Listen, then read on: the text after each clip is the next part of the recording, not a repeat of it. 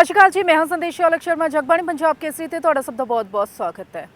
हर किसी के मन के एक ही सवाल उठता है। आम जी जोड़े लोग होंगे ने ना, उन्होंने मन के पक्का ही ये सवाल उठता है कि वैसे तो असीं बड़ा कहते हैं कि कोरोना है, कोरोना है, कोरोना तो बचो, कोरोना तो बचो, पर जिथे रैलियां होंदियां ने, जिथे चोणां चल रही ने, उत्थे ये कोरोना कित्थे चलिया जाता है। हर किसी के मन के ये सवाल एक ना एक बार तो जरूर ही उठा है, क्योंकि सवाल ही अजिहा है जिथे वैसे तो असं कहने कि सोशल डिस्टेंसिंग का खास ध्यान रखो, मास्क पा के रखो, पर जिथे रैलियां होंदियां ने उत्थे लोग एक दूजे के नाल जुड़ के तुर रहे होंदे ने, नालों नाल जुड़े हुए होंदे ने, मोढे नाल मोढा लग रहा होंदा है ते तुर रहे होंदे ने। नी भीड़ होंदी है रैलियां दे विच, वध तो वध इकट्ठ है जिहड़ा वो पार्टियां ने दिखाउणा हुंदा है, तां फिर उत्थे कोरोना कित्थे चल जाता है। तो अजिहे दे विच जिहड़ा चोण कमीशन हैगा उसकी कारगुजारी ते भी एक सवालिया निशान लग जाता है कि चोण कमीशन नूं चोणां वाले सूबे दे विच कोरोना नहीं देखदा। बहुत सारे सवाल है ने जिहड़े वो चोण कमीशन वाल उठते हैं ने कि चोण कमीशन नूं लोकां दी परवाह नहीं, चोण कमीशन नूं सिर्फ चोणां दी ही परवाह हैगी है कि चोण कमीशन सरकार तो परे है कि चोण कमीशन अदालतों तो परे है। बहुत सारे सवाल है ने जिहड़े जिन्हां दा जवाब चोण कमीशन तो चाहिए। मानयोग अदालत तक ने कह दिता कि चोण कमीशन सिर्फ एक सर्कुलर जारी कर दिता, सर्कुलर जारी करके अपनी जिम्मेवारियां तो नहीं भज सकते।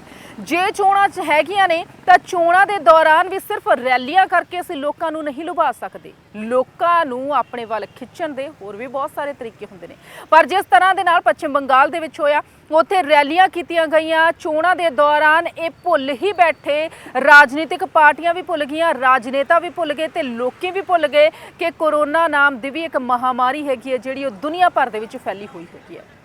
पश्चिम बंगाल दे विच जिथे दिन दे विच पहला 300 400 केस आउंदे सीगे, अज उत्थे मामले हैगे ने जिहड़े संक्रमितां दी गिनती हैगी है उस दे विच बहुत 150% तक दा इजाफा हो गया, यानी कि हज़ारां दी गिनती दे विच उत्थे लोग संक्रमित हो रहे हैं।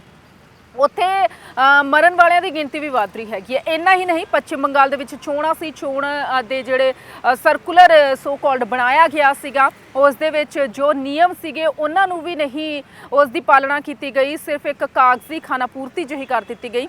उस दे नाल पश्चिम बंगाल नूं तां इस दी भरपाई करनी ही पई, उत्थे तां लोकां दी जान खतरे 'च पई ही पई। उस दे नाल जिहड़े सूबे लगदे हैगे ने जिवें झारखंड हैगा, बिहार हैगा, उस दे विच भी भयानक एक भूचाल आ गया कोरोना दा। बहुत सारे लोग कोरोना दे नाल संक्रमित हो गए क्योंकि उत्थे जिहड़ियां रैलियां होईयां उस दे विच वड्डा इकट्ठ दिखाउण दे लई झारखंड ते बिहार दे विचों लोकां नूं उत्थे लिजाया गया।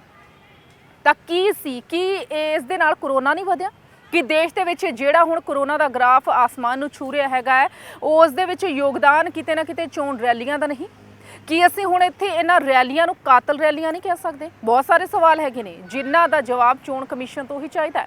हुण बेशक बहुत सारियां पाबंदियां लगा दित्तियां, रैलियां नहीं करनियां। पहलां की कहा सी कि 7 वजे तो बाद रैली नहीं करनी, कि 7 वजे तो बाद कोरोना ज़्यादा फैलदा हैगा, 7 वजे तो पहलां कोरोना नहीं फैलदा। बहुत सारे सवाल हैगे ने जिन्हां दा हर कोई जवाब चाहुंदा हैगा, क्योंकि आम जिहे नागरिक ने जिन्होंने उन्होंने हर कोई रोक लैंदा है, चौंका ते पुलिस वाले भी रोक लैंदे हैगे। असीं भी उन्होंने बड़ा कुछ कहने हैं कि मास्क नहीं पाउंदे, सोशल डिस्टेंसिंग का ध्यान नहीं रखते, अपनिਆਂ दी परवाह नहीं, अपने बच्चों की परवाह नहीं। तो उस रैलियां के दौरान की होया सी? उन्हां रैलियां के दौरान भी तो यही कुछ होया सी। चोणां वाले सूबिਆਂ दे विच क्यों सख्त पाबंदियां नहीं? कि जे पश्चिम बंगाल दे विच चोणां नूं टालिया नहीं जा सकदा सी? कि चोण कमीशन सख्त जिहड़े रूल हैगे आ वो नहीं बना सकदी सी? कि चोण कमीशन सख्ताई नहीं वरत सकदी सी? वैसे चोण कमीशन कोल इन्ने कुछ अधिकार हुंदे हैगे ने कि वो कुछ भी कर सकते हैं। चोणां नूं लैके जिहड़े हुक्म हैगे ने जिहड़े वो जारी कर सकता है चोण कमीशन। पर हुण कोरोना दा जदों इन्ना गंभीर समा हैगा, जदों पूरी दुनिया इस कोरोना वर्गी महामारी दे नाल लड़ रही हैगी है, उस दौरान चोणां वाले सूबे दे विच चोण कमीशन ने सख्ती क्यों नहीं वरती? आलोचनावां दा सामना हैगा जिहड़ा वो चोण कमीशन नूं करना ही पिया।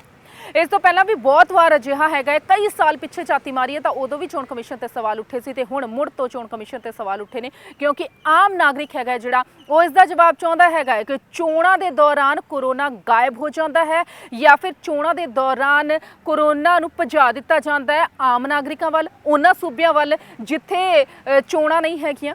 हुण जदों ये गल्लां उठदियां हैगियां ने तो जवाब हर कोई चाहुंदा है, सिर्फ जवाबदेही इत्थे चोण कमीशन नहीं हैगा।